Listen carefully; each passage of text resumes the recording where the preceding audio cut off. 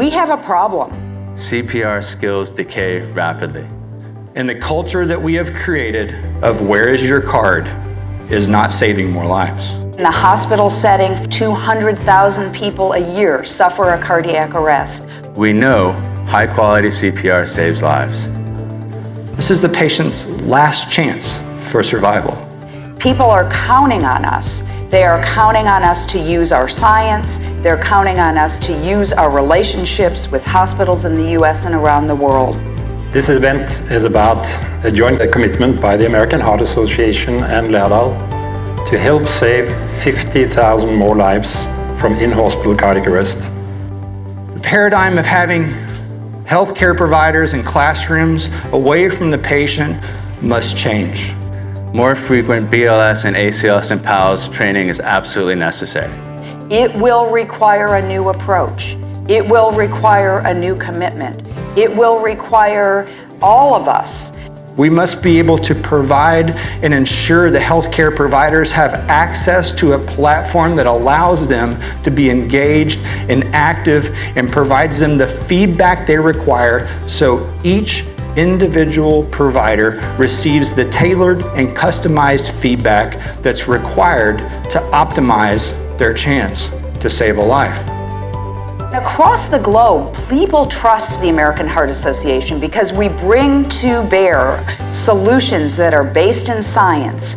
Through adaptive technologies and through predictive performance analytics, we now have the capacity to stop the one-size-fits-all model and provide content that is most relative to the providers who need it to meet their needs of the patients they care for. This idea of a verified competency in CPR, this BLS e-credential that actually stands for verified competence in CPR, achieved by low-dose, high-frequency quality improvement sessions once every 90 days where you're going to actually go and prove to yourself, prove to others that you are truly competent in the basic skills of CPR. This must be the new standard of care. No matter your role in the hospital, we can ensure you are prepared to respond. We are determined to do something new and different. Now we know, now we have the technology. The only thing that's left is, do we have the will? We can and we will deliver on the full life-saving potential of saving an additional 50,000 lives each year by 2025.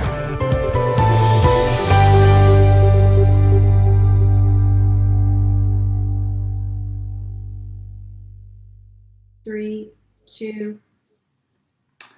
Welcome everyone, and happy Guidelines Launch Day. I'm Brian Eigel, the Chief Operating Officer for RQI Partners, a partnership between the American Heart Association and Lærdal Medical. Thank you all for joining us for this presentation. We are looking forward to sharing some important updates about our resuscitation portfolio, while also sharing some of the important impact we made in helping save more lives together.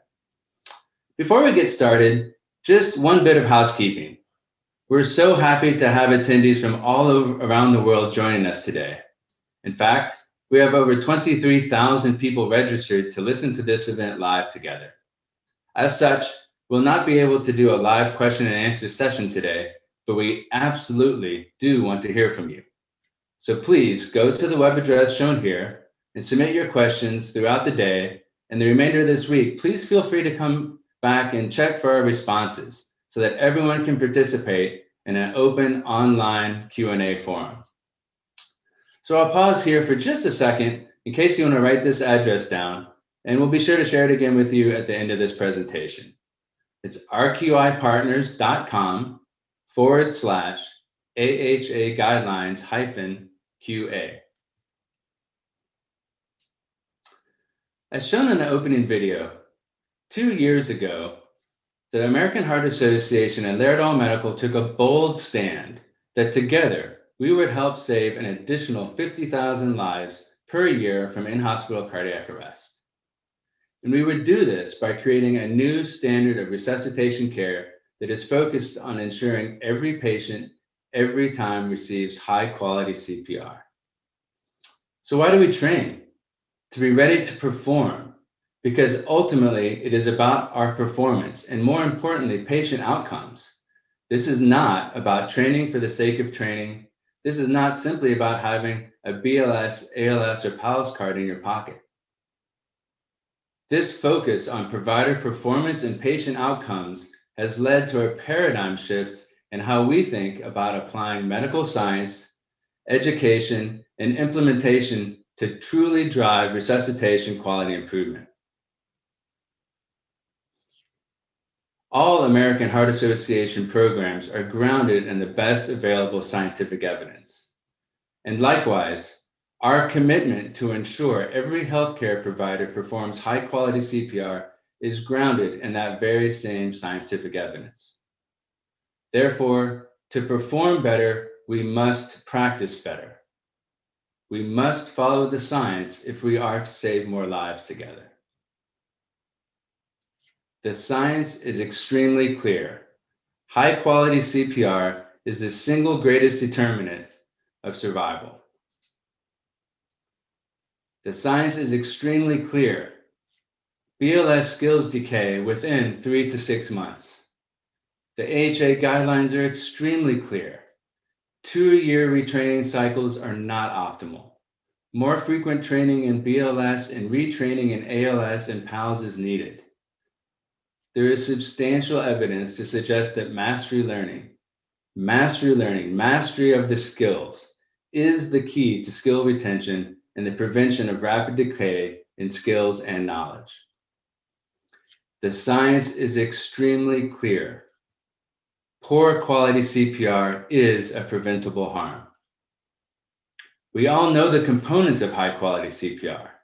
Minimize interruptions in chest compressions, provide compressions of adequate rate and depth, avoid leaning on the chest, and avoid excessive ventilation.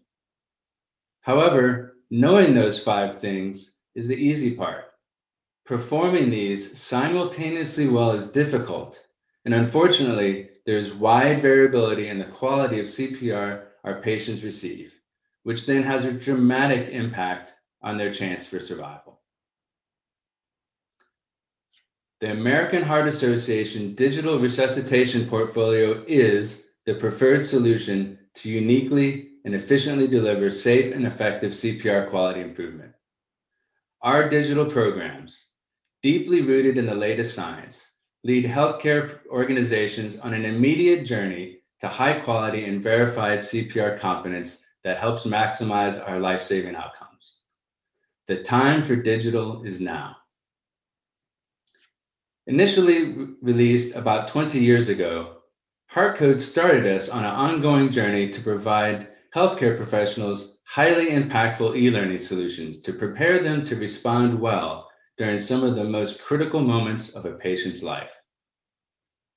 Released in 2015, our breakthrough resuscitation quality improvement program uses low-dose, high-frequency learning sessions to provide verified, high-quality CPR skills competence that helps save more lives.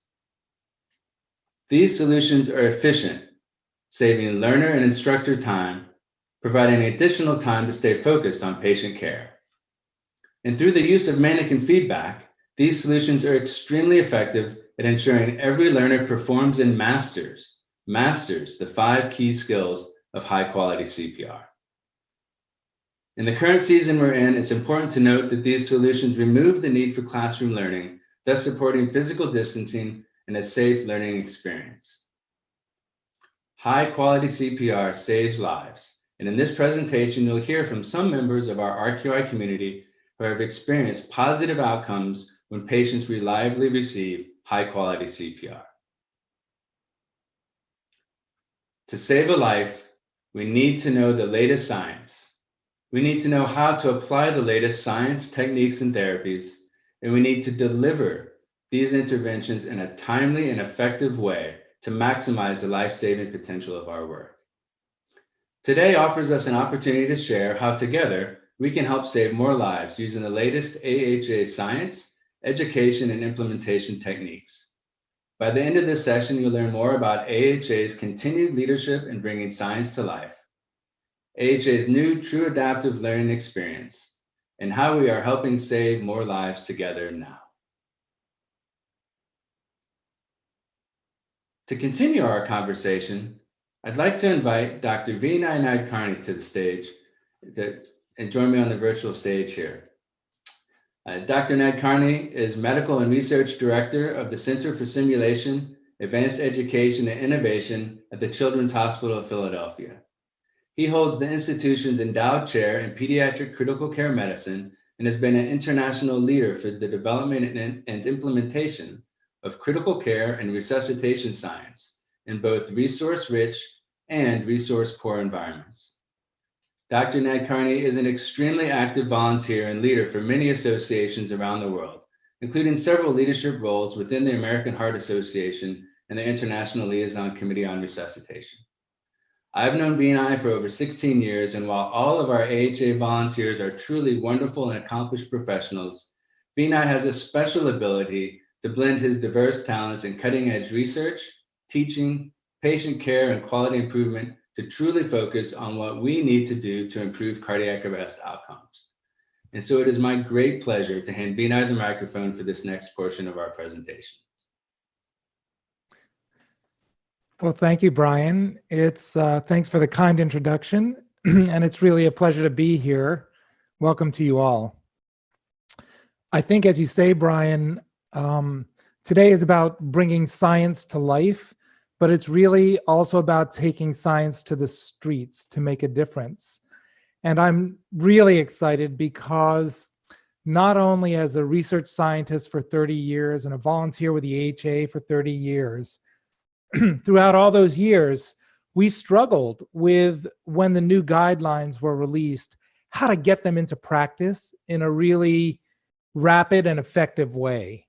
And the digital accelerator is really here. And what's so exciting is that for basic and advanced and pediatric life support training today, with a flip of a switch, the International Liaison Committee on Resuscitation Science is being released at the same time as the American Heart Association guidelines, at the same time as our updated training materials.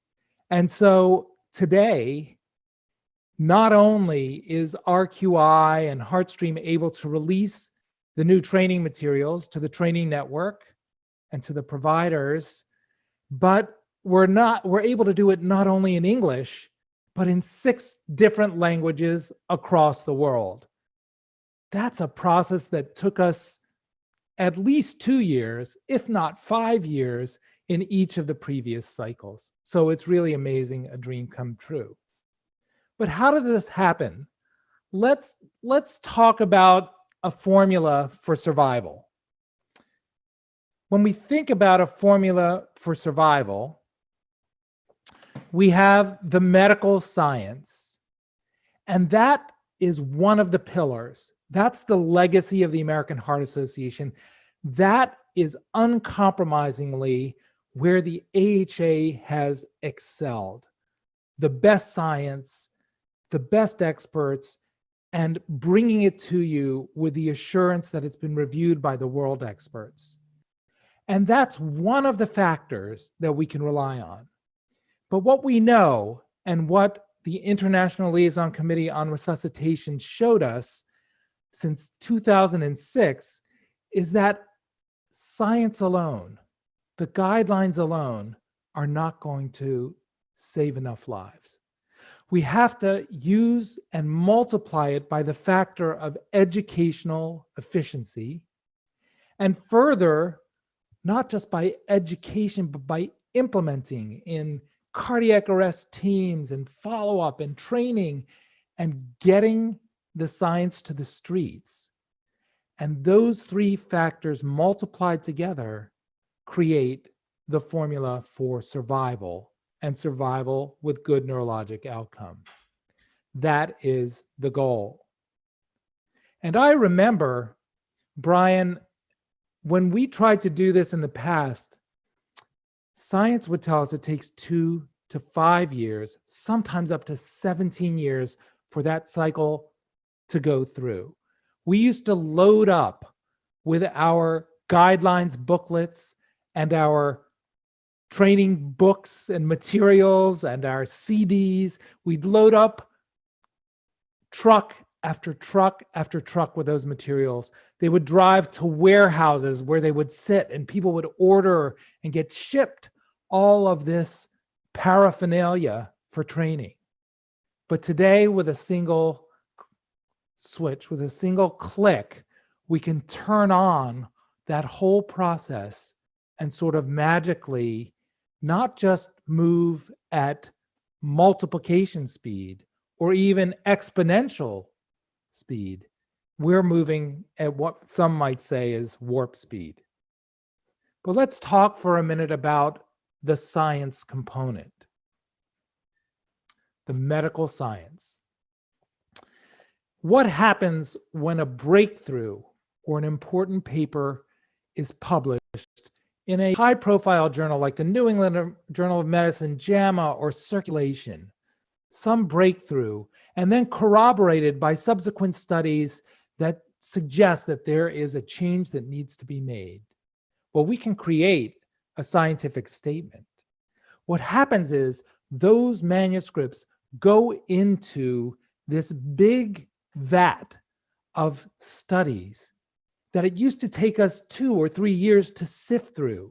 The International Liaison Committee on Resuscitation, which is composed of the 7 major resuscitation councils from around the world, staffed by volunteer experts in resuscitation science, will now continuously evaluate that science, and when it reaches a tipping point, coalesce a task force that evaluates each recommendation in systematic fashion. They then distill that into the values and preferences and the level of evidence that supports such a recommendation or guideline. This is then given to all the councils together, who can then contextualize it to their training networks, to their recommendations, to their guidelines, to their training materials, and their implementation schemes. And today, that has happened on this level across the world on the same day. So now that they're released, you might say, well, what about the next piece of science, the next publication, the next mini breakthrough? Will we be changing guidelines every day now that we can click? No. The science still requires vetting. The science still requires time. A single observation, a single study is not enough to tip the scale for a new guideline. But today, those elements that have tipped the scale are now published and presented on this very day.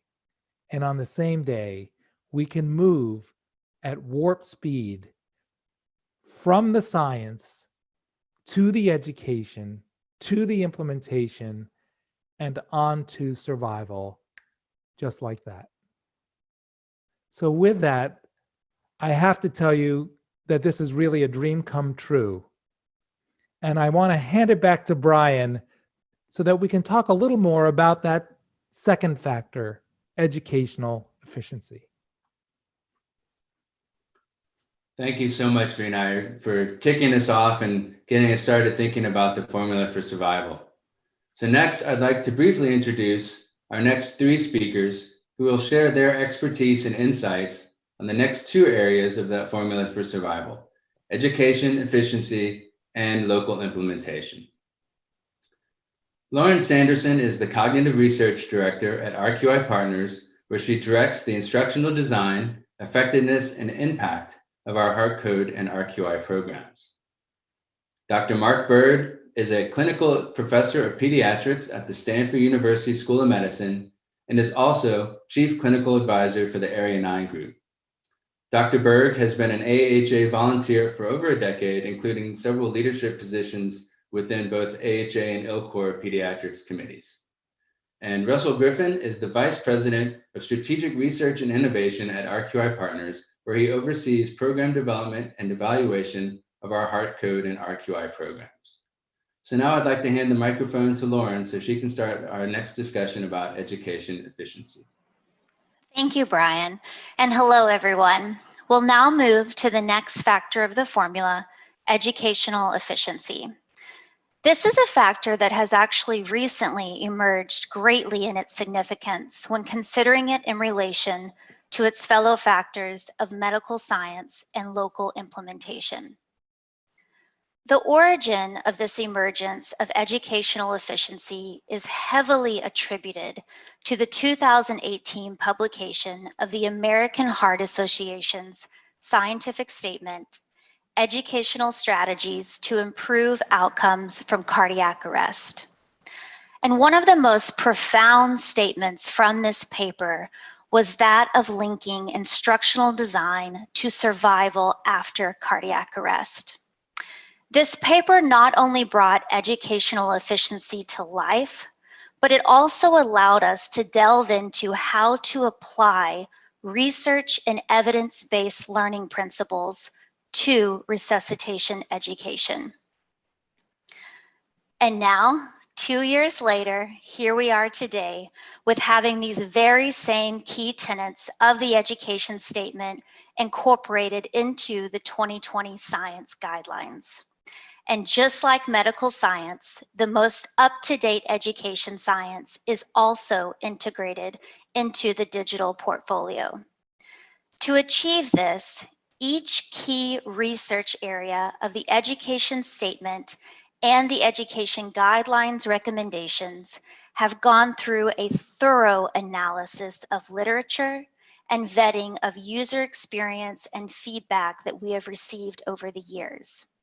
This all accumulated together has resulted in the development of instructional design elements that have been strategically placed within the portfolio for each individual learner touchpoint. The accumulation of all of these elements together are to achieve mastery learning. A provider being able to verify their competence and performance for a learner to not only know how, but ultimately feel confident in saving a life. Let's talk about, though, now what some of these enhancements look like within the digital portfolio. First and foremost, we have designed a mastery learning model with deliberate practice that tailors knowledge and skill to not only help learners achieve mastery, but maintain that same mastery over time. This is very much a reflection of the philosophy. Practice does not make perfect. Perfect practice makes perfect. So it's about tailoring the education to each individual learner and what they need in order to improve their performance. The digital portfolio also includes a low-dose, high-frequency approach to learning and practice that provides repetition for our learners. This is to move the consolidation of knowledge and skill into long-term memory versus a one-time mass training event that we all now know through research can lead to that decay of that same knowledge and skill. Thus, repetition for learners is so critical to increasing overall retention. All of our programs within the portfolio also include contextual learning. That is that just-in-time education that orients a learner to their specific scope of practice, preparing them for a real-world application of this education. This includes contextualization of both pre- and hospital providers, with a sincere attention within the portfolio to the inclusion of diversity, including the representation of minorities and females, both in leadership roles and victims of cardiac arrest. All of the activities include feedback and debriefing that is real-time, objective, and targeted to each specific learner, allowing them to alter and improve upon their skills, both during and post the learning event. And of course, a design of continuous assessment to consistently validate a learner's ability to demonstrate the mastery of learning, making sure they are ready and will significantly contribute to clinical outcomes. All of these enhancements are bringing educational efficiency to life within our resuscitation education programs. But we also now want to take this time, though, and go more in depth on one of our most significant advancements that helps us achieve much of what I have already discussed, but also exemplifies education efficiency: the use of an advanced adaptive algorithm, which will power true adaptive learning within the digital portfolio. To help explain this concept a bit more, I'd like to also turn to Dr. Mark Berg. In addition to his many roles already highlighted within this presentation, Mark also serves as the Chief Clinical Advisor of Area 9 Lyceum. As many of you might already be aware of, last week we announced an exciting collaboration with Area 9 Lyceum, a global leader in adaptive learning design. And because of this collaboration, Mark and I have worked very closely for quite some time with this significant development. And before I turn it over to you, Mark, to explain what it means when we say true adaptive learning, I'd like to first orient everyone to how we got here, because it's been quite the journey over this past year. Because in order to create a true adaptive learning experience, it is much more than creating a new design. It involved taking all of our existing content within programs today that are aligned with our learning objectives and now includes the new science, taking that and having to prepare it for an advanced adaptive algorithm, because this is truly a new and different environment for our learners that we have never had before. And being an educator myself and having worked in education for quite some time, Mark, this has been such an eye-opening reflection of what it means when we say educational efficiency.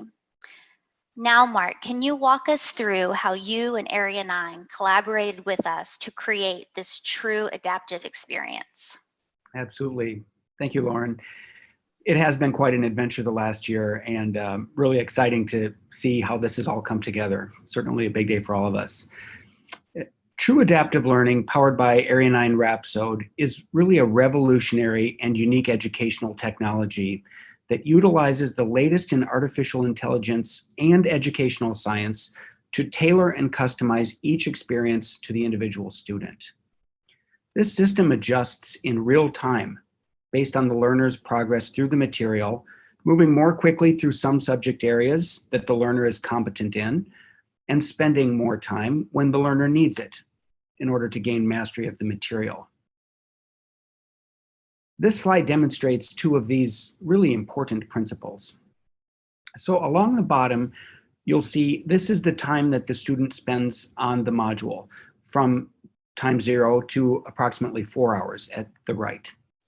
Along the y-axis, you can see we are displaying the mastery of the material with 100% mastery at the top. The dotted line represents the average time spent using traditional e-learning digital materials. In this case, it was about 45 minutes to complete the exercise. The solid line shows the average time spent in the same material for students using our new True Adaptive Learning. These students needed about 50% less time to complete the module, which is really a remarkable improvement in educational efficiency, but most importantly, it values the student's time. I think what's even more impressive is that there is a much higher percentage of students achieving mastery while taking 50% less time to do it. And you'll see that at the far left side of this graph, how many students are able to achieve full mastery very efficiently. It's really greater student understanding in less time. So that lofty goal was once something that could only be achieved through one-on-one teacher-to-student learning before the development of this technology. Now it's available to all of our students across ACLS, BLS, and PALS. What's also fascinating on this graph are the lines that you see trailing off to the right. So these are the individual pathways of students through the same material. So please notice that while the majority of the students achieved mastery in 30 minutes, several students needed 1 hour or even longer to reach that same goal of 100% competency. It's also worth noting that for these students, this customized and individualized pathway through the material was not tedious, it was not boring. In fact, it was quite the opposite, as these students needed that additional time to understand the material, and they benefited greatly from having that time. Traditional instructional methods, which are based on just time spent studying a subject, would have concluded at 30 minutes or 45 minutes. But that would have still left many students short of fully understanding the material. With true adaptive learning, each student takes their own path through the material, customized in real time to their strengths and weaknesses to assure a full understanding at the completion of the module. So why is each learning pathway for each student unique? That question rests largely on the concept of metacognition. So metacognition is a student's own perception of their confidence of the material. Said another way, it's their feeling or their impression of how well they know something. The student self-assessment is absolutely critical for gaining insight unique to each student in order to customize their experience. The student is asked to self-assess their confidence for every bit of content that they review and every single question that they answer. This allows the adaptive learning algorithm to map out each individual student's strengths and challenges and adjust the educational experience accordingly. This insight also contributes to the educational efficiency. For example, students who rate their confidence as high and correctly answer the question can move very quickly through the material. This would be typical of a student who may have already learned this material and is simply reviewing it or learning the new updates. As you can see this graphically displayed here, check out learner number 1. Each of the blue dots is a specific learning objective. You see the student has moved quite quickly through each of the learning objectives from the green dot where she started the module to the red dot where she finished, again with 100% proficiency. The larger the size of the dot, the more time the student spent on that learning objective, suggesting that they did not know the material as well to begin with. So if the dot is larger, they spent more time. So this student came to the course with a very strong understanding of the material in advance and had 88% of her answers correct on the first attempt. Therefore, she only needed 8 minutes and 25 seconds to complete the material. Certainly very efficient learning indeed. But now let's look at learner 2. Learner 2 did not understand this material quite as well as learner 1 before starting the module. You will notice that he had only 52% of his answers correct on the first attempt, and it took him more than twice as long to gain 100% competency. What's educationally fascinating here is that you will see his pathway through the same material was actually very different than learner 1, and he spent significantly more time on several of the learning objectives. However, in the end, he too achieved 100% proficiency. Finally, learner 3. Learner 3 is the third student presented, again with the exact same material, who, like learner 2, answered only about 50% of the questions correctly the first time. This learner, however, needed 33 minutes to complete the module and again has a very different pathway through the same material. Notice the large gray circle in the lower right corner, which represents a learning objective that this learner spent a lot of time on to gain a full understanding. The additional large circles nearby also represent time that this learner spent in closely related material in order to gain 100% proficiency and a full understanding.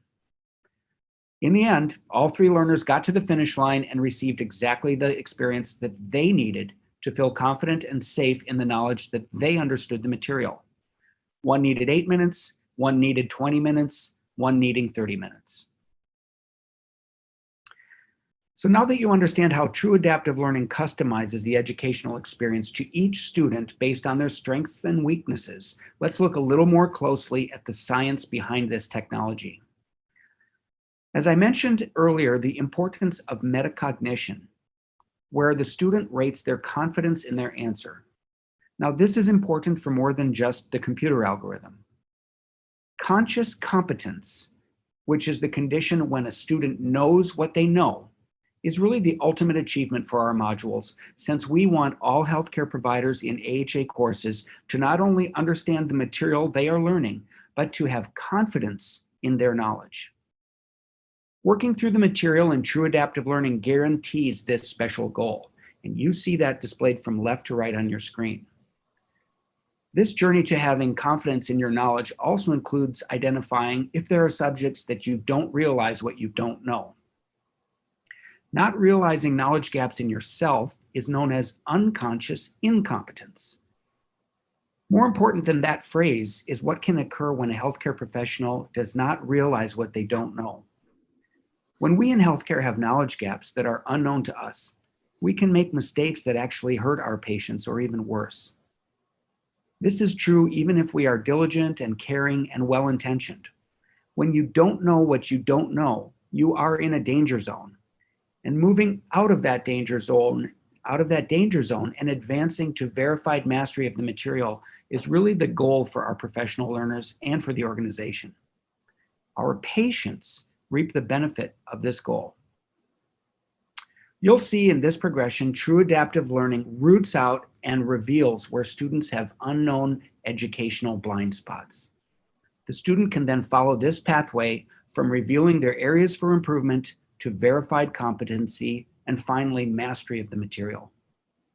All of this educational science is happening in the background while the student naturally moves through the material. The learner does not have to worry about which areas are their strengths or areas for improvement, but rather they can just move naturally through the course at their own pace, with the true adaptive learning customizing the experience for them in the background. So hopefully that's helpful and gives you a little more insight into what's going on behind the scenes with true adaptive learning. And now I'd like to turn this over to Russell Griffin for some more details. Thank you very much, Lauren and Dr. Berg, for the overview of our new True Adaptive Learning powered by Area 9 Lyceum. The use of this innovative approach will ensure that healthcare providers receive a personalized learning experience tailored to what they need to save more lives. The speakers before me have shared insights on the significance of medical science and the impact of educational efficiency as two of the critical elements that are required to improve survival from cardiac arrest. The third factor in the formula of survival is the quality of local implementation. Local implementation is the most challenging element for healthcare systems to consistently achieve due to resource limitations and logistical barriers. Today, I am excited to share how the American Heart Association will continue to partner with you and your organization using new and bold improvements in the AHA digital resuscitation portfolio. In 2005, the American Heart Association and Laerdal Medical formed a strategic alliance to leverage their unique strengths and a shared commitment to saving more lives together. Since then, the AHA and Laerdal have collaborated on countless projects, resulting in well over 300 million people now trained in CPR worldwide. Released almost 20 years ago, HeartCode BLS, ACLS, and PALS e-learning programs have prepared millions of healthcare providers with life-saving knowledge and skills to the use of blended and self-directed learning. In 2014, the AHA and Laerdal launched the Resuscitation Quality Improvement Program. The evidence-based RQI program continues to be the single most significant breakthrough to improve high-quality CPR and resuscitation. By using a low-dose, high-frequency model, the self-directed RQI program ensures that healthcare providers have verified competence in high-quality skills. We have forever changed the conventional wisdom of how to accomplish excellence in resuscitation education and quality improvement by following the evidence. This was reinforced again today in the most recent release of the AHA guidelines on CPR and emergency cardiovascular care. At the AHA, we are preoccupied with the quality of the learner experience and with the success of our customers. Through the use of a learner-centric approach, our digital programs have been designed by healthcare providers for use in where they work, eliminating barriers to learning. The implementation of AHA digital programs within your organization will ensure that there is consistency for every learner while simultaneously reducing the logistical challenges of traditional training models. For over 60 years, the AHA continues to be the trusted leader in resuscitation science and education. We are committed to following the evidence by ensuring that healthcare providers are prepared with verified competence so that we can all celebrate life with survivors, not victims of cardiac arrest. For us to achieve and ultimately exceed our commitment of saving an additional 50,000 lives per year from cardiac arrest, it will require relentless and continuous innovation with everything that we do. I am excited to share that in collaboration with the Resuscitation Academy from Seattle, Washington, that for the first time ever, available today, the AHA digital portfolio of BLS, ACLS, and PALS programs now have contextualized content and a learner experience that has been designed for pre-hospital providers by pre-hospital providers. I am also very excited to share that in partnership with the American Academy of Pediatrics, we have created a new low-dose, high-frequency RQI for neonatal resuscitation provider program that will be available in June of 2021. By adding RQI for NRP into our portfolio, we can continue to expand the life-saving impact of the neonatal resuscitation program for the smallest of our patients. In alignment with our commitment to a learner-centric design, you can now immediately enjoy the benefits of our redesigned digital portfolio. Available today, improvements to the RQI and HeartCode programs now include a mobile responsive design, enabling access to our courses on smartphones and tablets. This also includes immediate access to AHA digital resources. We have a passionate commitment for inclusive design, and to ensure that all learners can be successful with our programs, we have achieved WCAG 2.1 AA standards for web accessibility with our BLS, ACLS, and PALS courseware. Today, we are also simultaneously releasing, for the first time ever, support for multiple languages within the RQI and HeartCode basic life support courses. In addition to English, we have also initially included Spanish, Chinese, German, Japanese, and Portuguese languages. To ensure that your organization is fully prepared and supported to excel with the AHA digital portfolio, I'm also excited to share and introduce our new RQI community. The RQI and HeartCode Complete programs provide healthcare organizations end-to-end solutions. A few of the major benefits include management of learner data through the integration with learning management systems and HR information systems, a comprehensive set of resources and personnel to support the initial setup and activation of our digital programs. Community members also receive support from dedicated impact managers who partner with organizations to ensure in their overall success. We are also able to provide community members utilizing RQI and HeartCode Complete immediate access to program updates and science changes directly from the American Heart Association.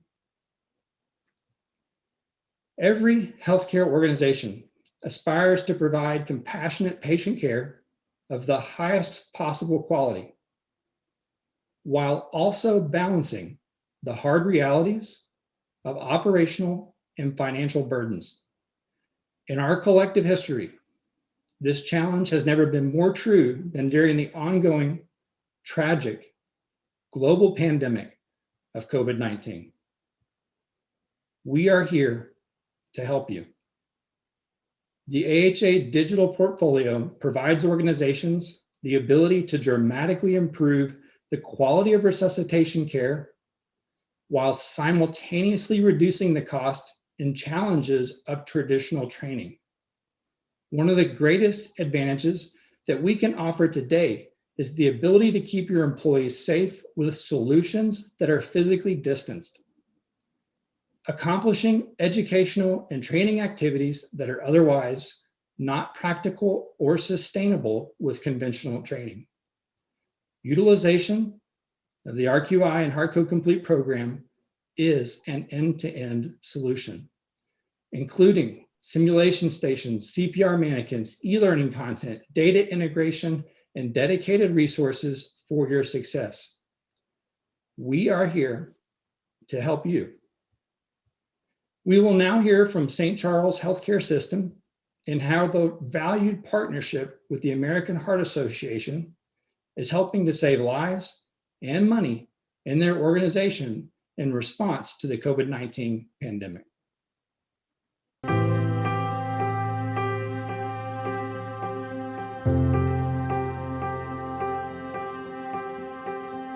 Here at St. Charles, we used a traditional model of classroom teaching, pulling caregivers off the floor and teaching classroom-style presentation. It was a pretty costly model and difficult to manage the amount of instructors that we needed. Getting somebody to a standard CPR education class in a classroom is always a challenge. It was very difficult to schedule to get people in there because you had to cover their shifts. And so not only are you paying for their time there, but you're also paying for someone else to cover them. People only got to practice once every 2 years. And so they really weren't that proficient when it comes down to actually doing CPR. When the pandemic hit, our command centers came to us and said that all classes would stop.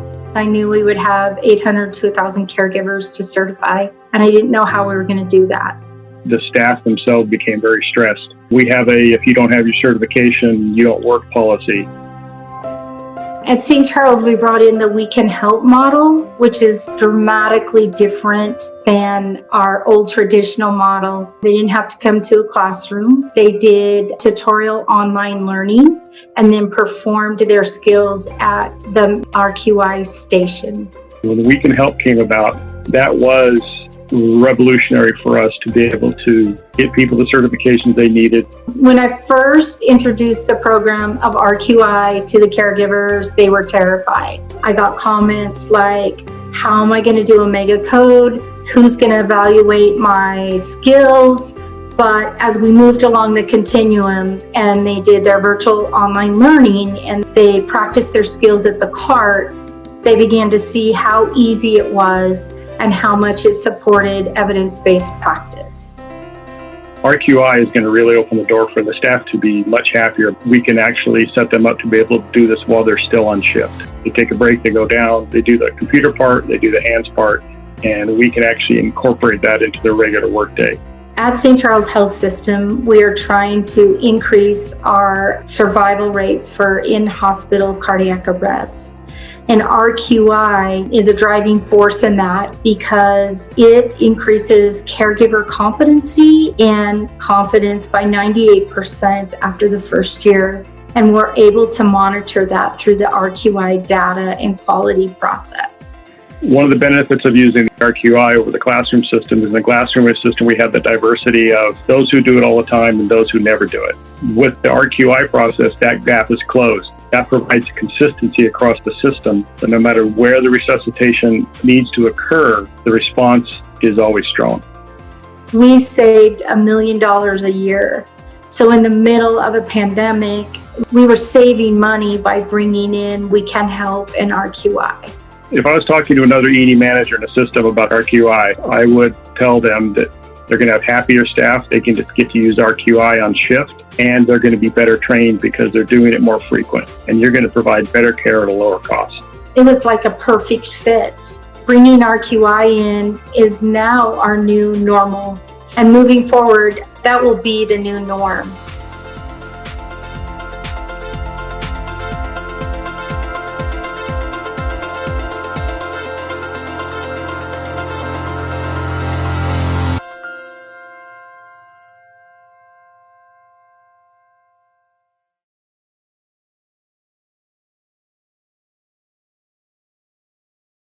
American Heart Association volunteer, a wonderful friend, and a genuinely passionate resuscitation champion, Dr. Ashish Panchal.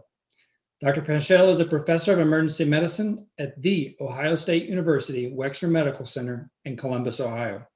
He is also an EMS physician and is the research and fellowship director for the National Registry of Emergency Medical Technicians. Welcome, Dr. Panchal. We look forward to learning about your experience with the RQI program as a physician and researcher. Thank you, Russell.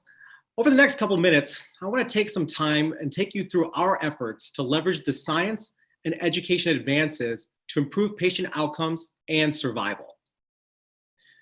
For our patients, CPR is their last chance of survival. Not just any CPR, but high quality CPR. Without effective compressions, oxygen flow to the brain stops, oxygen flow to the heart stops, our drugs go nowhere, we are going nowhere fast, and we need to change the direction to optimize outcomes for our patients. Now, to ensure these high quality CPR requires exquisite execution of a truly challenging psychomotor skill. So we're gonna ask our trainees and our learners to provide great compression fractions, have compression rates which are appropriate, have great depth, make sure their body mechanics are appropriate so they're not leaning forward, and at the same time provide ventilations with good tidal volumes and good rate. Now, when I list all these things out, for me, these are really hard to do together. And as we've said earlier and others have talked about, these skills are going to degrade very quickly. Now, at Ohio State, we decided to ask a simple yet really scary question. How can we maintain skills so that we could improve patient outcomes? Now, that's the fundamental thing that we all want to do. And at that time, our training program was designed around in-class training with all the challenges, including skills degradation. It was just a nature of the beast. Now, we had this recognition that the majority of our units also do not commonly see cardiac arrests. We do perform good care, and cardiac arrest in some of our low acuity areas is not a common thing. So that means clinical skills of daily experiencing a cardiac arrest and performing CPR just isn't there. Now add to this total formula that we have 13 to 14,000 people in our training center. We have real issues when it comes to the concept of assuring compliance and assuring competence. So fundamentally came to one question. How do we know that every compression provided is consistent and that every patient is being provided high quality CPR? So we recently published a study describing our assessment of training and clinical impact of the RQI process. Our focus was to leverage a mastery learning concept to improve CPR. We implemented training using deliberate practice through the low dose, high frequency psychomotor stations. Now, through this, we could provide our learners with contextual learning along with the directed feedback and the debriefing of their performance. Now, most importantly for me, we wanted to validate their skills through assessment. So the overall goal of this was we were hoping to design a system where education, training led to validated skills that would manifest in clinical practice.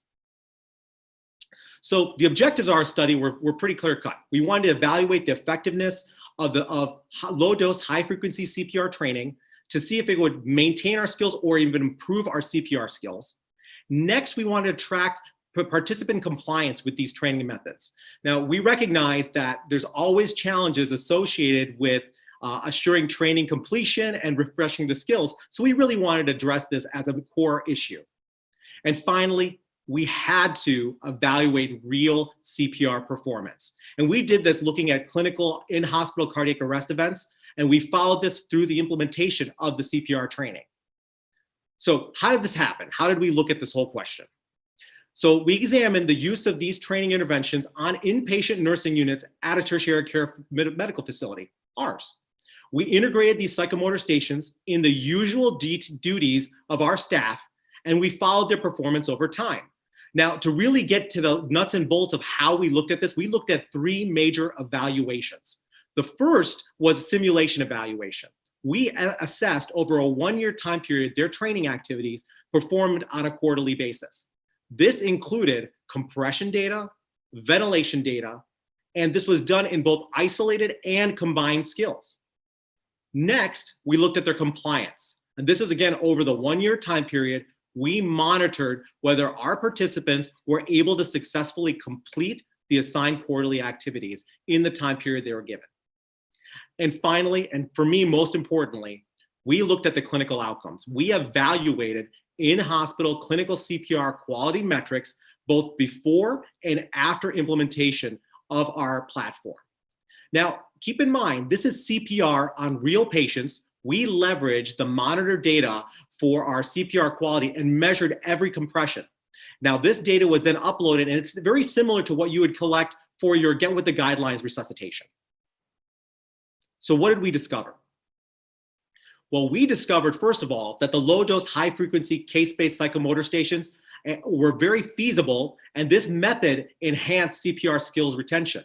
Now, to break this down a little bit more, our staff was able to maintain their skills through each quarterly refresher. So what that means is that their skills, when I assessed them using our platform, every 3 months, they were exactly where I needed them to be for my benchmarks of what high-quality CPR is. Second, when the training platform was put into place, our teams actually had high compliance rates in the in-hospital setting. So our compliance rates were greater than 97% throughout the 4 quarters. Now, this was an enormous administrative win for us, since we were able to, number one, keep our teams on the floors, 2, in the patient space, and refresh their skills. And lastly, and again, I can't stress how important this is for me, is the training led to improved in-hospital CPR quality metrics. So we had significant improvement in the compression fraction with a slight increase in their compression rates. Now, we did this without any type of real-time compression feedback. This was their own performance after being trained in our system. So this, for me, this is their training coming to light in the clinical care space. In the end, the amazing thing we learned is that so much of what we're able to do in this study depended on how we implemented best practices. We optimized our system and made it work for our providers. Now, let's be frank for 1 second. There were challenges with implementation. There were bumps in the road. We had to confirm sign-ins. We had to maintain our stations. We had to gain buy-in from our staff. These are all challenges that were not easy to address, but it was worth it. Because in the end, what we're starting to see is we're seeing clinical manifestations of better training. Now, the take home that I can give you here is this. In the end, it was up to us. It was up to us to face the challenges that we recognize were there, look at our clinical space, and find the solutions to fit our space so we can maximize survival. Thank you so much, sir. The results that you have shared are truly incredible. We are grateful for your passion and for the commitment to excellence from the leadership at The Ohio State University Wexner Medical Center to save more lives. The time for digital is now. The AHA Digital Resuscitation Portfolio is the preferred solution to efficiently deliver safe and effective CPR quality improvement. As you have heard today, our digital programs are deeply rooted in the latest science and are leading healthcare organizations on an immediate journey to high quality and verified CPR competence as the new standard of care. The digital portfolio of solutions are efficient, saving learner and instructor resources, saving precious time for providers to stay focused on patient care. High quality CPR is the foundation for survival from cardiac arrest. High quality CPR is also that last chance for patient survival. We have been so eager to share this information with you today, and that for the first time in our 60-year history, the American Heart Association has simultaneously released the latest in resuscitation guidelines, immediately integrated into our dramatically improved digital portfolio. The time for digital is now, because we must continue to accelerate on our journey of saving many more lives. University of Alabama, Birmingham Nurse Tamika Jones was prepared with RQI verified competence to save the life of a stranger who suddenly collapsed with the use of high quality CPR when she least expected it at the Atlanta Hartsfield Airport. Nurse Maria Snyder and her colleagues at Children's Hospital of Orange County were prepared with RQI verified competence and confident because of mastery learning to save the life of a newborn who required high quality CPR for over 18 minutes, saving that child's life. Michael Lovelace is a friend of mine, an emergency nurse and an educator at the University of Alabama Birmingham Hospital, and his life was saved by his own colleagues when he suffered a sudden cardiac arrest at work. 2 years before his cardiac arrest, Michael was the champion who implemented the RQI program in his own emergency department, ensuring that his team had verified competence in high quality CPR. The time for digital is now, because together we are saving more lives. Just one bit of housekeeping before we end. We are so happy to have had attendees from around the world join us today. In fact, we've had thousands of people join this live event. As such, we have not been able to host a live question and answer session, but we absolutely want to hear from you. So please submit your questions using the web address shown here so we can respond to every question using an open forum to allow everyone to see and participate in the Q&A. On behalf of all of our speakers, on behalf of all the employees of the American Heart Association, Laerdal Medical, and RQI partners, thank you for joining us for today's truly historic event. And thank you for your commitment to saving more lives together.